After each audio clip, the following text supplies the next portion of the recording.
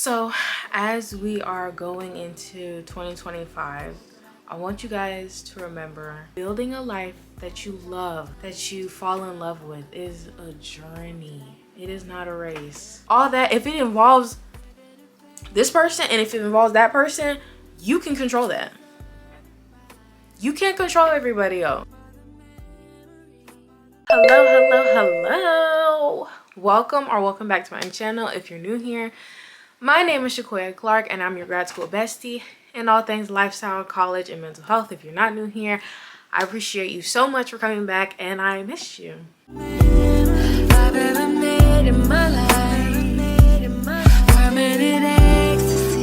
So this video is a continuation of the Navigating November series where we talk about how I'm navigating my 20s and life in school, but it's mostly about how we tackle challenges, set goals, and set intentions on how we're living our best lives. But yes, the November series is definitely about how I'm growing, but it's also how I can show you guys how I'm growing and allowing you guys to grow as well, especially during the month of November, because it can get really challenging at the cusp of the end of the year, especially November, where we're trying to figure out, did I finish the school? Did I not? Did I reach it? I got homework to turn in. I got a presentation. I got to meet my quota, whatever. Navigating November. Today, we are getting into a topic that everybody is probably talking about at this point. If you're not already talking about it, people are going to get to it. And that is setting goals specifically for 2025. I'm excited for 2025. So many new things are happening and I'm already just so excited. This video is way more than just thinking of resolutions that I'm gonna do next year and this is what I'm gonna do, this is what I'm gonna stick to it, and I'm gonna forget about it by February. No, my love, this video is different than that. This is about having a mindset and creating habits to build the life that you love and that you're gonna fall in love with. That's what this is about, one step at a time. I'm gonna walk you guys through the exact strategies that I'm using for 2025, such as vision setting, creating actionable goals, and building habits that are going to literally stick on you like glue. I want you to grab a notebook, your iPad, your computer, whatever you're gonna be writing with, I need you to grab it like right now. I also want you to grab a nice little cozy drink. It could be a refresher, it can be coffee, hot chocolate, tea, water, whatever your drink is. I want you to add water to that. Let's go ahead and get into it, guys. Before we even think about 2025, we need to reflect on 2024. It's important. Reflection is such an important part when it comes to goal setting because you have to think about what worked, what didn't work, and I also want you to think about what truly matters to you. So I have a few questions to ask you guys, and this is where your notebook, your computer, your iPad starts to come in. So have that ready and on hand. First question that I want to ask you is, what were your biggest wins this year? Let me say it again. What were your biggest wins this year? Second question, what challenges did you face and how did you overcome them? What challenges did you face and how did you overcome them? Third question, what goals did you achieve and how did that make you feel to achieve it? What goals did you achieve and how did you feel when you achieved it? My final question is, what goals did you not achieve and why? What goals did you not achieve and why? I want y'all to get real descriptive when it comes to answering these questions. Let it out. You're the only person seeing these answers, so be real with yourself, be honest with yourself, because this reflection, like I said, is incredibly important to even think about 2025. Like I said, we have to think about what worked, what didn't work, and also what truly matters to you. So one of my biggest wins this year was, a few wins that I'll share with you guys is, number one, finding a practicum site for next semester. I was thinking about that all year long because I knew that in 2025 I was going to need a practicum and internship site, and I didn't want to keep switching around during practicum, internship 2. I didn't want to keep jumping around, and I think I found my permanent site. So that's one of my wins. Another win is that I went out the country this year. I traveled a lot this year. I really traveled a lot.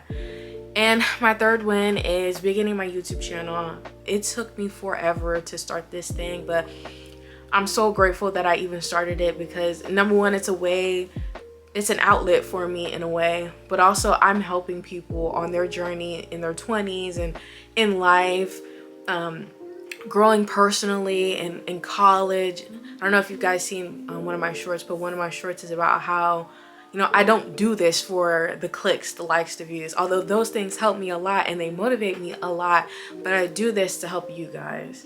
And this one young lady said that I helped her, I inspired her to go to college.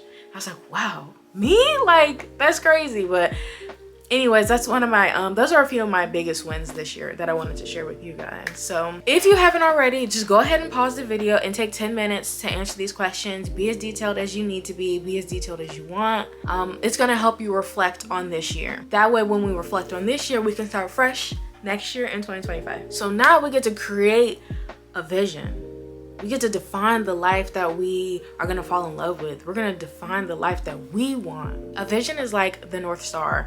It keeps you focused and motivated. Instead of thinking about individual goals, first we have to think about the big picture. What kind of life do you want to create in 2025? Here is our next exercise that I want to do with you guys. Now, if you're listening to this in the car, obviously I don't want you to close your eyes, but I do want you to think. But also, if closing your eyes makes you anxious, whatever, do this exercise as it pertains to you.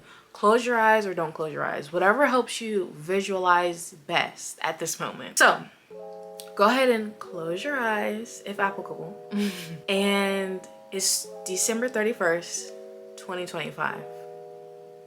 Where are you? What does your life look like? Who are you with? What are you proud of? How do you feel? The more specific you get, the clearer your vision will become. Hopefully you guys thought about your vision and what that looks like for you guys, and I'm just gonna share mine a little bit. My vision, you know, December 31st, 2025. Let me share with y'all just a little bit of my vision. My vision is I just finished my second internship. I'm so proud of myself for even finishing practicum internship 1 in the summer and internship 2. That means I'm finally at the end of getting my license. I'm about to take the NCE. I'm nervous yet excited yet proud. I'm also hitting 5,000 subscribers on YouTube. I'm proud of that as well. I'm monetizing myself, and my videos are becoming monetized and brands are reaching out to me. I'm surrounded by family that love me. So to me, it's looking like nothing but success next year. By December 31st, 2025, it's looking like, it's smelling like, and it's feeling like nothing but success. So once you have your vision, let's bring it to life. Whatever that looks like for you. It can be a physical vision board where you can do just a whole bunch of pictures on inside of a frame, or you can do a cork board, whatever. Or you can use Canva to make a digital vision board, or you can use PowerPoint, presentation, whatever.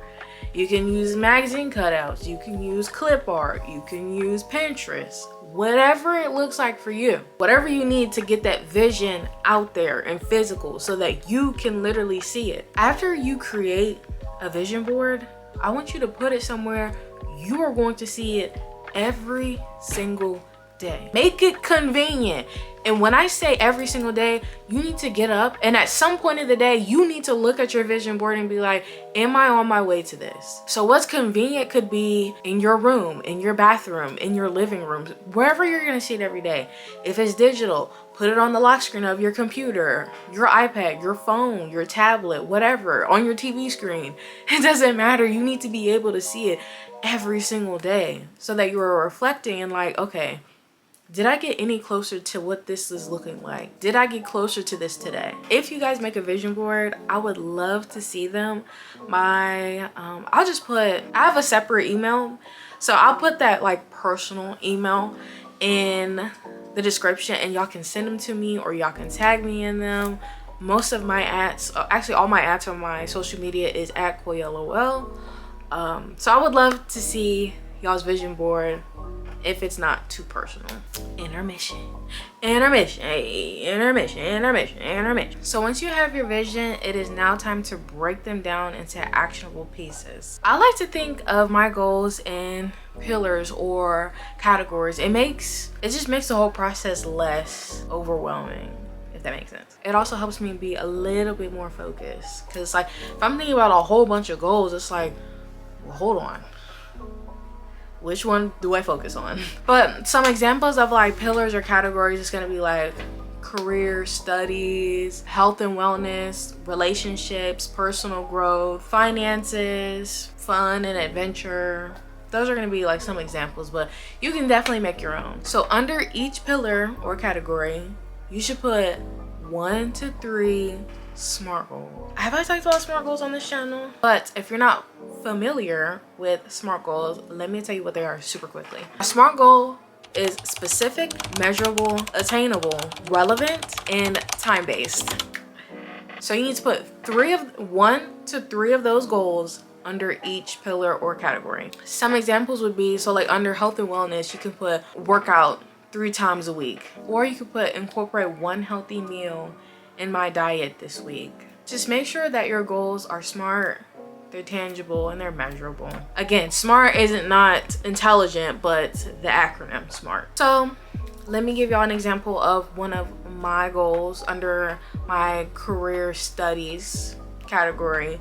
Of course, I want to gain hands-on experience during practicum, internship 1, internship 2, and further my counseling career. And for my fun and adventure category, I am probably going to do a little staycation just to congratulate myself for finishing grad school. These goals are going to keep me balanced and aligned with my vision. Motivation is important. I'm not saying that motivation is not important, because it is, especially for somebody like me, because I have to have motivation first before I have it. Speaking of habits, habits are more important than motivation. And let me tell you why. You know, once you start building the habit of doing something, you will not always have the motivation to do it. But because it's a habit, you continue to do it. I'm just in the habit of it now. It's second nature to me now. Everybody's not always going to be motivated to go to school. Not everybody's going to be motivated to do that long essay.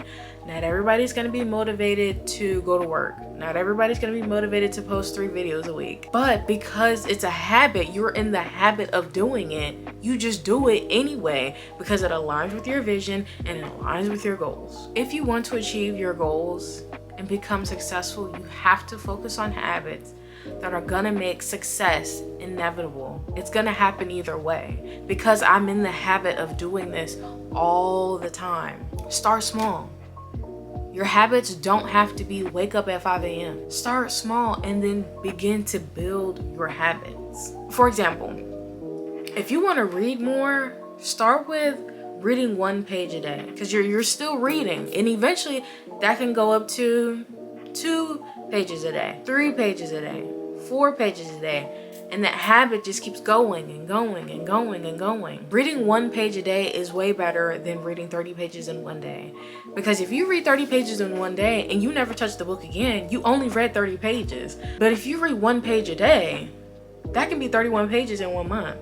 Then the next month it could be another 30 pages. Then the next month it could be 29. Then the next month it could be 30. Then the next month it could be 31. You're building a habit of reading more. Instead of just trying to win the race so fast, go slow, start steady, start small. I would also suggest, if you're trying to build a habit, do it with something that you're already doing. So back to the example of reading 1 page a day. If you're trying to read more, read 1 page a day with your coffee. Everybody has coffee. I don't have coffee every day, but do it with something that you're already doing.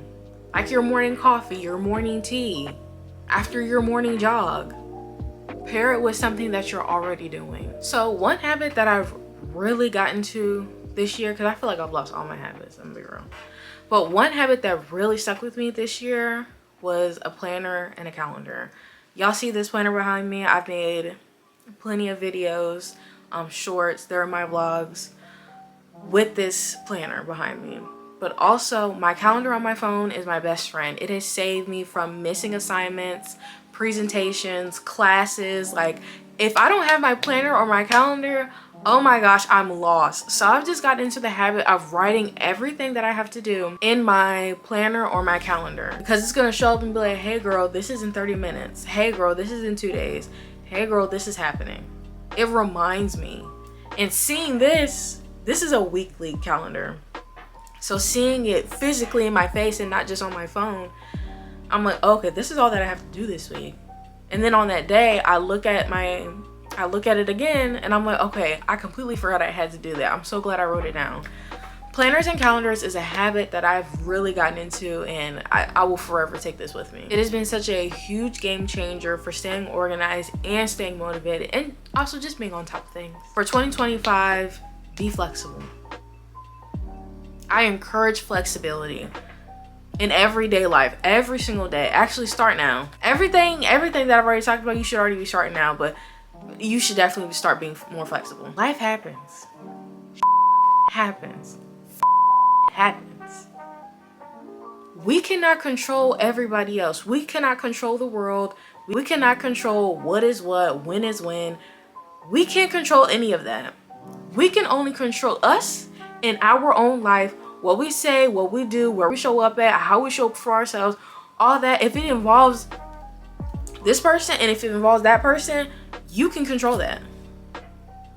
You can't control everybody else. No matter how well you plan something, there's always going to be a setback. Always. So you have to be not necessarily ready, but flexible enough for the setback. The key is to approach these setbacks with grace and flexibility, not self-criticism. Oh my gosh, I just failed my test. Well, hold on, that's a setback right there. Oh my gosh, I got fired. That's a setback right there. Flexibility. I got fired, so I'm not going to work tomorrow. But that means I need to be on my shit looking for another job. And that could be a blessing in disguise. Grace, I did the best that I could. That's giving yourself grace. Saying I did the best that I could with the knowledge I had as of today. That's giving yourself some grace. Being your worst critic, it can be such a good thing, and it can also be the worst thing ever. Especially in moments of vulnerability, such as setbacks. It's important to see setbacks with flexibility and grace, not self-criticism. How do I continue to move on after this? When a goal is not working out, I want you to ask yourself this. Write this down or come back to this video. I would love for you to come back to this video. But write this down. When a goal is not working out, think about this. Is this still aligned with my vision? If not, let it go. Or adjust it so that it is aligning with your vision. But if it can't be adjusted to align with your vision, you have to let it go. You have to. Remember, goals are tools. They aren't the rules. I didn't like how that rhymed, but they're a tool to help you. Goals are there to help you. They're not there to tell you what to do.